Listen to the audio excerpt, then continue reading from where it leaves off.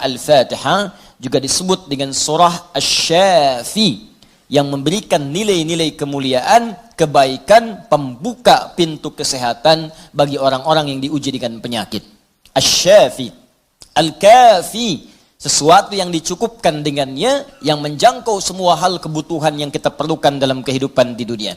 Jadi kalau kita amalkan isinya, semua hal yang baik-baik dalam kehidupan kita di dunia sampai ke akhirat akan dibukakan oleh Allah Subhanahu wa taala. Apa yang Anda butuhkan? Apa yang Anda perlukan? Apakah kemudahan dalam beraktivitas? Apakah kemudahan dalam rizki? Amalkan isinya, maka kita akan dimudahkan dan diistimewakan oleh Allah Subhanahu wa taala. Demikian dengan nama-nama yang lainnya sampai diberikan nama 14 kurang lebih untuk menunjukkan luasnya jangkauan kemuliaan dan sifat-sifat kebaikan yang dimiliki oleh surah ini. Lalu pertanyaannya, bagaimana kemudian mendapatkan hal yang dimaksudkan tadi? Kalau sakit, cepat sembuhnya. Orang dulu dibacakan sekali Al-Fatihah, dengan izin Allah langsung sembuh. Kalau kita ada kesulitan rezeki, cepat didatangkannya.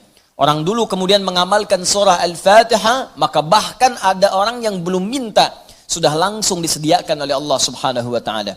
Demikian dengan aspek-aspek yang lainnya. Karena itu penting bagi kita untuk mengetahui isi surah ini, kemudian mengamalkan kandungannya, tidak sekedar membacakannya, tapi tidak mengetahui isinya, tidak paham kemudian kandungannya, sehingga saat kita mengamalkan isinya, kita tidak disertai dengan pemahaman yang baik dan tidak merasakan bagaimana kemuliaan surah yang dimaksudkan. Yang paling berbahaya, dibaca iya tiap hari, tapi nggak diamalkan isinya, itu persoalannya. Berbahayanya bukan berbahaya dalam persoalan nggak dapat pahala, bukan. Sayang saja dibacakan tiap hari 17 kali, tapi tidak mendapatkan isinya. Kayak orang bekerja tapi nggak dapat gaji.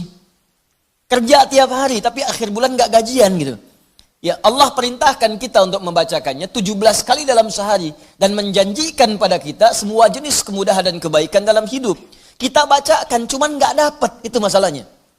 Nah, persoalannya kenapa orang tidak mendapatinya?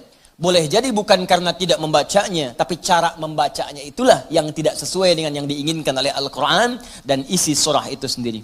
Karena itu coba kita gali bagaimana kemudian surah ini diurutkan ayat-ayatnya dan dijelaskan oleh Allah dengan untaian firman-Nya yang sangat luar biasa. Baik, di pertemuan yang lalu kita telah mulai dengan ayat yang pertama.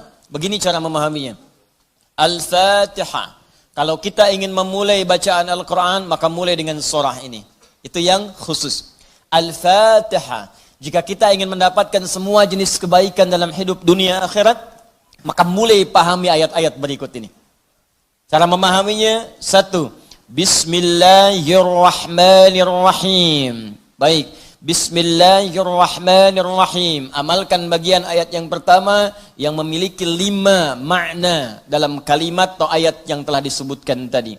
Huruf ba, kedua ismun, ketiga Allah, keempat ar-Rahman, kelima ar-Rahim. Ba yang memiliki 14 makna. Di antaranya di ayat ini ada makna yang terkait dengan ghayah, tujuan. Ada ilsaq, sesuatu yang lekat sekali, dekat, tak terpisahkan. Kemudian musahabah yang mengawasi kemanapun kita beraktivitas. Kemudian ada istighraq, sesuatu yang luas, menyeluruh, ya, tanpa kecuali. Lalu kita mengatakan bismillah, ba-nya kita sebutkan, ini artinya jadikan semua aktivitas kita tanpa kecuali, istighraq. Dari bangun tidur sampai tidur lagi, lakukan ghayah semua lillah karena Allah Subhanahu wa taala.